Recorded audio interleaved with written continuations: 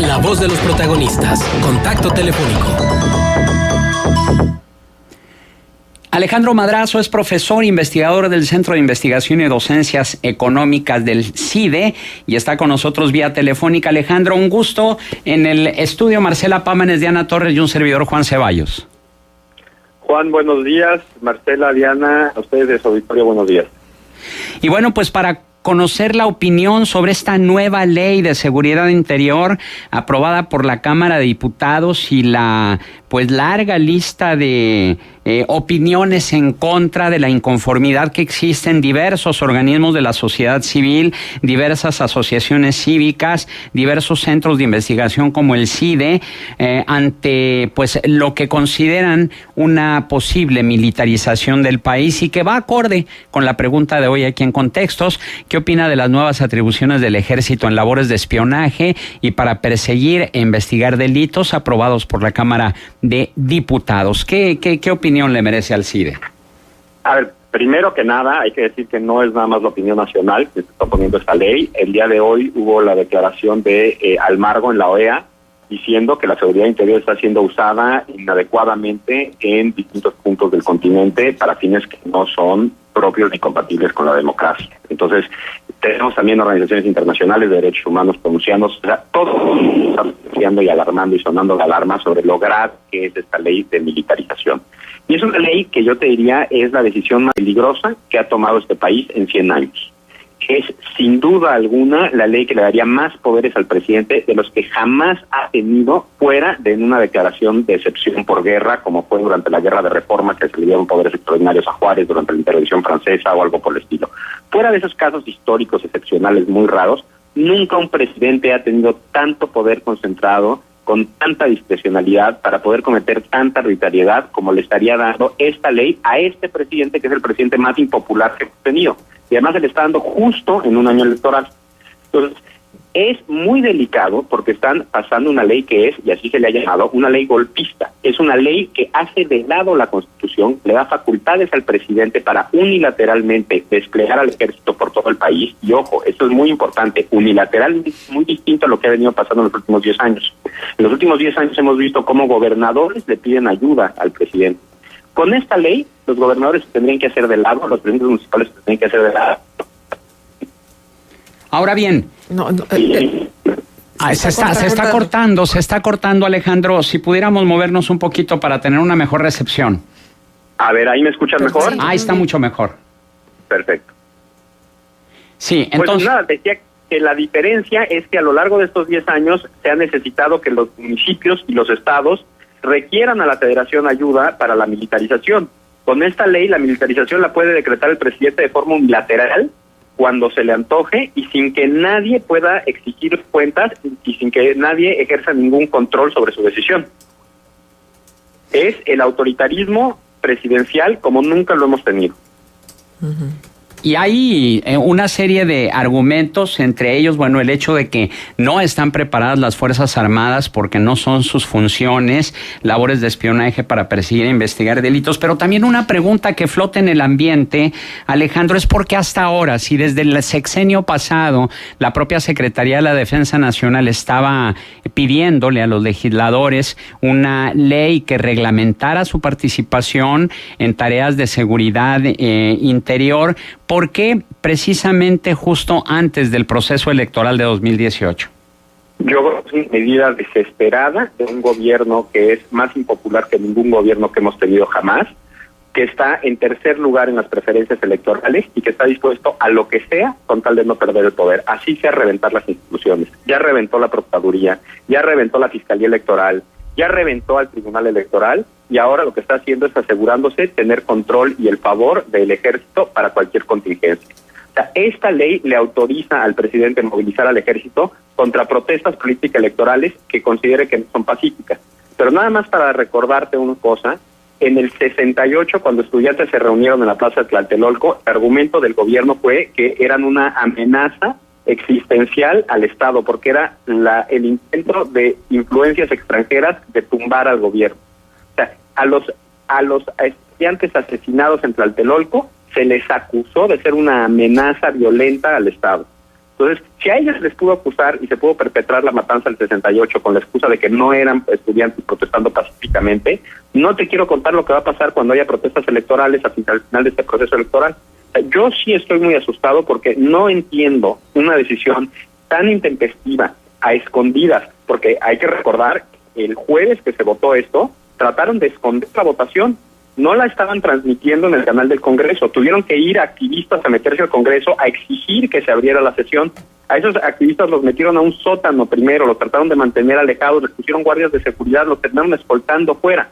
Se logró que se transmitiera públicamente y gracias a que se transmitió en televisión en el canal del Congreso, hoy estamos todos alojados en el país. Pero están tratando de pasar una ley que es realmente un golpe de Estado, es un golpe a la Constitución, como no ha habido desde hace 100 años en México, justo antes de una elección, cuando el gobierno está en tercer lugar de las presidencias electorales. Si eso no responde a la pregunta, yo no sé qué, es realmente peligroso y irresponsable lo que está haciendo el gobierno en este momento. La Comisión Nacional de Derechos Humanos ya, de hecho, advirtió la posibilidad de presentar una acción de inconstitucionalidad por esta ley. ¿Qué tan procedente consideras tú que pudiera ser? Totalmente, la ley es inconstitucional de punta a punta. O sea, la intención misma de la ley es burlar a la Constitución. La Constitución prohíbe explícitamente que el Ejército haga labores de seguridad pública. Y esta ley se propuso inicialmente por Felipe Calderón en el año de 2009, justamente porque le acababan de poner una prohibición constitucional a la militarización que estaba llevando a cabo. Entonces dijo, ya sé, voy a cambiar la etiqueta y decir que están haciendo seguridad interior en vez de estar haciendo seguridad pública. No se aprobó la ley en ese entonces, en 2009. Entonces, si tú fijas en los presupuestos de la Sedena desde entonces hasta ahorita, se le da presupuesto para hacer labores de seguridad pública, en violación de la Constitución. Lo que quieren ahorita es reetiquetar eso y decirle seguridad interior para que así ya no sea tan flagrante la violación a la Constitución. Entonces, yo creo que es totalmente procedente. Viola la Constitución porque viola los derechos fundamentales de debido proceso, derecho a la intimidad, permite detenciones arbitrarias. Viola la Constitución porque rompe por completo el sistema constitucional federal, o sea, sin preguntarle a los estados, a la federación, al Congreso o al Poder Judicial, el presidente moviliza el ejército, y rompe la Constitución porque hay una prohibición express de que el ejército realice labores de seguridad pública, que es exactamente para lo que se hizo esta ley. Entonces, la ley es inconstitucional de pe a pa. Ya advirtió la Comisión Nacional de Derechos Humanos que, o ya mandó señales muy claras de que va a impugnar esto ante la Suprema Corte. Ahora, vamos a ver en la Suprema Corte, para declarar una ley inconstitucional se requiere una supermayoría de 8 de 11 votos. Lo que ha hecho este gobierno es metido a parte el ministro Mora, que estaba en el gobierno cuando inicialmente la Ley de Seguridad Interior, va a estar hoy ahora en la decisión de la Suprema Corte. Entonces, el gobierno le está apostando todo a quedarse en la raya, a ver si logra detener en la Corte con 3 votitos una ley que es claramente inconstitucional. El mensaje que manda el gobierno es que le vale gorro romper con las instituciones, poner en peligro la estabilidad del país, destruir el proceso electoral con tal de tener el favor del ejército a la hora de las elecciones. Que ojo, y acuérdate de lo siguiente, hay enormes extensiones del territorio nacional en las cuales difícilmente el INE va a poder sentar casillas, va a poder entregar paquetería electoral y montar casillas si no tiene el apoyo del ejército. O sea, cuando tú tienes así de militarizado un país, tener un proceso electoral, una jornada electoral que requiere el despliegue territorial de un aparato enorme de ciudadanos con paquetes electorales, va a ser muy difícil de hacer con limpieza si el ejército no quiere que se haga. Entonces, literalmente está el gobierno tratando de venderle un favor al señor secretario para tener su buena voluntad durante un proceso electoral. Eso es lo que estamos viendo ahorita. No nos hagamos guajes, de ese calibre es el peligro que estamos viendo en este momento. Es el rompimiento del orden constitucional justo en un año electoral, cuando el gobierno y el presidente son particularmente impopulares y la oposición, las dos oposiciones que existen, están adelante de ellos en la preferencia electoral. Varias organizaciones. Es una ley golpista. Sí, perdón, adelante. No, es una ley golpista. Es una ley que no pone las condiciones para un golpe a la Constitución. Un autogolpe a la Constitución. Ahora, varias organizaciones, entre ellas el propio CIDE, Amnistía Internacional y muchas más, se han estado pronunciando para exigir a la Cámara de Senadores que rechacen esta nueva ley. El balón está ahora en el terreno del Senado. ¿Qué expectativas tienen ustedes de que puedan hacer eco a esta petición? Pues mira, el Senado es muy delicado porque el Senado lo hemos visto una y otra vez agacharse ante la voluntad del presidente a lo largo de este sexenio, empezando precisamente por lo que mencionaba yo hace rato, el nombramiento del ministro Medina Mora o el nombramiento del fiscal carnal Cervantes. Y en gran medida estas cosas se han podido por una alianza entre el PRI y algunos senadores del PAN, los senadores del PAN que hoy se llaman los rebeldes del PAN, y a quienes el PRI les entregó la presidencia del Senado, en la persona de Ernesto Cordero. Entonces están Lozano, Roberto Gil, Ernesto Cordero, una serie de senadores del PAN que formalmente están en el PAN, pero que en realidad están trabajando y operando para el PRI. Con esos votos, el PRI tiene suficiente para pasarlo en el Senado. Entonces, bien, hay un comentario de Radio Escucha, nos dice... perdón, se está volviendo a cortar. Alejandro, si pudieras moverte un poco, por favor. A ver, aquí. Ahí está mejor. Ajá.